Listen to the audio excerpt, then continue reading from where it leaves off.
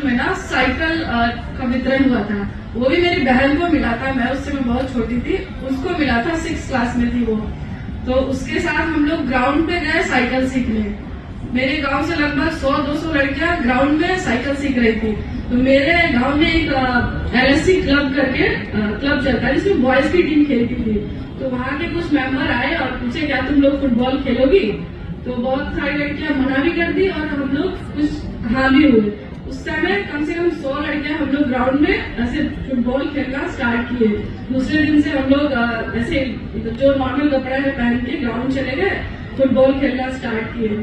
तो जर्नी वहां से स्टार्ट हुआ। वो भी मैं नहीं खेलना चाहती, मेरी बहन खेलना चाहती थी, तो मम्मी मुझे उसके साथ भेजती थी, अकेले नहीं जाएगी, इसके साथ तुम जाओ। तो मेरा जर्नी मेरी बहन और मेरी फैमिली के सपोर्ट से। और गाँव माहौल ऐसा था कि वहाँ पे बॉयज की टीम थी और उन्होंने ऐसा सोचा कि इतनी लड़कियां जब ग्राउंड में साइकिल सीखने आ सकती है, उन्हें भी ये फुटबॉल भी खेल सकती। तो मेरा जर्नी वहीं से स्टार्ट हुआ।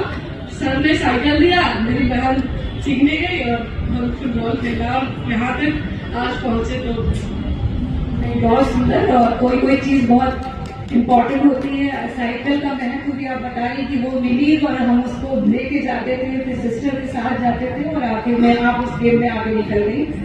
रेवी जी, आपसे मैं पूछना चाहूंगी, कबड्डी गेम है और अभी आप सब इंस्पेक्टर भी हैं, स्मृतक भी हैं, तो काफी अच्छा आपका भी एक जीवन रहा है। तो कैसे आप जुड़ी कबड्डी गेम से? बचपन में मेरे साथ एक घटना हो गया जो मुझे कबड्डी के ग्राउंड में ले आया।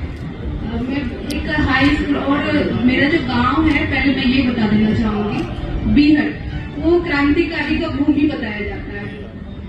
तो हम 9th क्लास में पढ़ रहे थे, तो एक लड़की मेरे बैच क्लास की थी, वो एक लड़के को पीट रही थी। तो मतलब छेड़खानी में किया, तो वो लड़की उस बॉयज को पीट रही थी। तो मैंने पूछा तुम लड़की होगी कैसे पीट दी? तो बोली मैं कबड्डी खेलती हूँ, मजा है कि कोई लड़का मुझे छेड़ दे।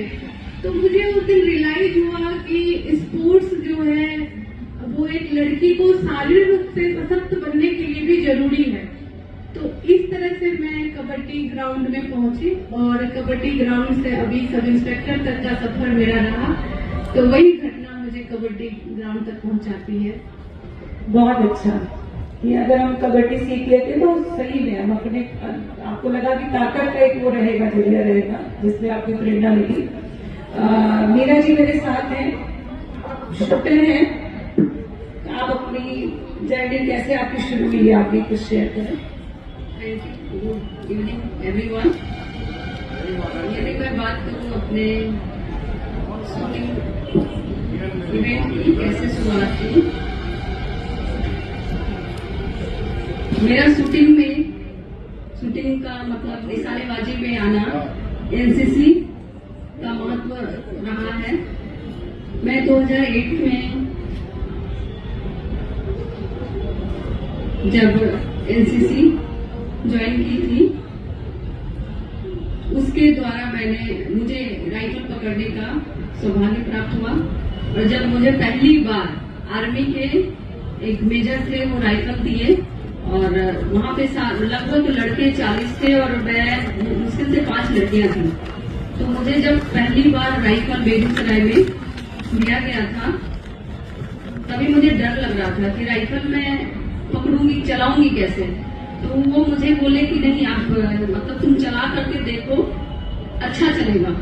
जब मैं पकड़ी और मुझे एमिंग करने के लिए बताया गया, और जब मैं 5 गोली मिली थी मुझे, पांचों के पांचों मैंने एक बुल में यानी 1 सेंटीमीटर पहली बार गन पकड़ने के बाद, और ऐसा किसी ने भी नहीं चलाया था। तो उस समय कर्नल एक रविनाम थे और वहां पे देखा गया कि लड़कों के साथ रहते हुए पहली बार किसी ने पहली पकड़ में ही 1 सेंटीमीटर बना लिया।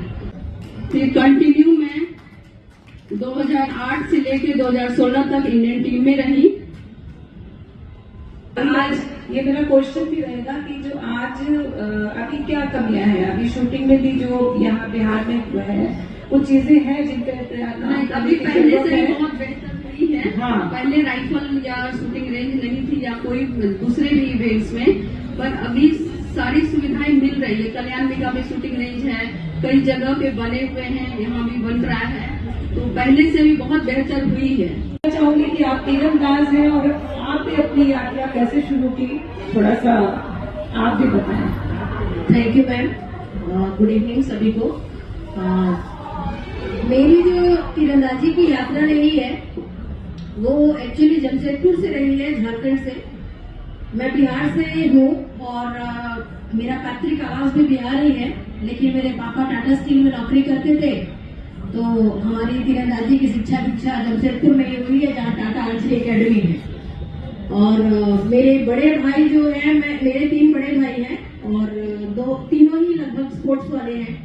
मेरे खुद जो बड़े भैया हैं वही मेरे आर्चरी के कोच भी हैं, वो इंटरनेशनल कोच हैं और अभी भारतीय तीरंदाजी संघ में भी कोच हैं और साई में भी अभी वो चीफ कोच हैं, साई कोलकाता में। तो उनको देख के मैंने आर्चरी शुरू किया। पहले मैं छोटी जब थी, मैं 10-12 साल की थी, तो मेरा हाथ फ्रैक्चर हो गया था लेफ्ट हैंड, और लेफ्ट हैंड से ही बो उठाया जाता है। तो मैंने भैया को बोला कि मुझे भी आर्चरी करना है, तो उन्होंने बोला नहीं तुमसे नहीं होगा, तुम्हारा हाथ टूटा हुआ है। तो हम बोले जब तुम कर सकते हो तो हम भी कर सकते हैं। तो उन्होंने कहा कि तो मैं जिद करने लगी कि नहीं मैं चलूंगी।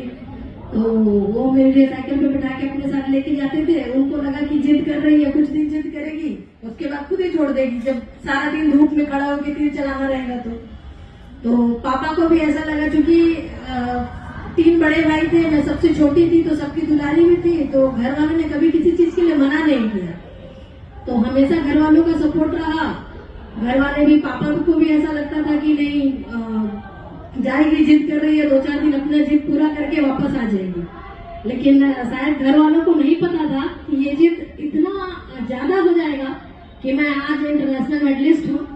घर वालों को भी प्राउड होता है। एक टाइम था जब गांव वाले और खुद के मेरे बड़े पापा जो पापा को कहते थे कि क्या ऐसे गेम में तुमने उसको डाल रखा है कि सारा दिन धूप में जलती है, चेहरा भी खराब कर ले रही है, बाद में कल को शादी होगी, कोई शादी भी नहीं करेगा, ऐसे वैसे। और इक्विपमेंट भी हमारा काफी कॉस्टली होता था। उस समय 2.5 लाख रुपए का धनुष मिलता था, तो उस समय गवर्नमेंट का कोई सपोर्ट नहीं था, बहुत मुश्किल था। एक घर में इतने सारे प्लेयर्स का डाइट ही प्लेयर्स का अलग हो जाता है, और सभी के लिए इक्विपमेंट लेना वो और बड़ा मुश्किल काम है। मेरे भाई ने अपनी तीरंदाजी के करियर को स्टॉप करते हुए मुझे कोचिंग देना स्टार्ट किया, और उन्होंने एक स्कूल में एज अ आर्चरी टीचर सिखाते थे। उनको उस समय 2000 रुपए आर्चरी सिखाने का फीस मिलता था। उस फीस से वो मेरे लिए एरो खरीदते थे, जो कि उस समय 12,000 रुपए दर्जन मिलता था। तो वो 2-2 हजार रुपए इंस्टॉलमेंट में जिससे लेते थे, वो 2-2 हजार रुपए उनको हर महीना पे करते थे और मेरे को आर्चरी करवाते थे। तो इतनी ही शिद्दत से मैंने अपना आर्चरी किया, क्योंकि मुझे दिखता था मेरे घर वालों का स्ट्रगल कि वो मेरे लिए कितना करते हैं, सारा दिन ग्राउंड में टाइम देना और सभी चीजें। तो काफी अच्छा रहा है मेरे साथ। मेरे फैमिली का बहुत सपोर्ट रहा है, तभी मैं यहाँ हूँ। एक समय परिस्थिति ऐसी थी कि जब लगा कि नहीं अब गेम नहीं होगा हमसे, और समाज ऐसा ये बना देता है कि आपको लगे कि गेम छोड़ना पड़ जाए। लेकिन सॉरी मैं थोड़ी इमोशनल हुई, लेकिन घर वालों का सपोर्ट अगर है तो आप हर जगह जीत हासिल कर सकते हैं। Thank you so much. जी अंजलि जी, आपको बहुत महत्वपूर्ण मैसेज है कि घर वालों का अगर सपोर्ट है तो हम लोग आगे उस चीज को ले जाते हैं। जैसे कि आप इमोशनल हुई, और ये मेरा दूसरा प्रश्न भी होगा कि समाज में अभी भी क्यों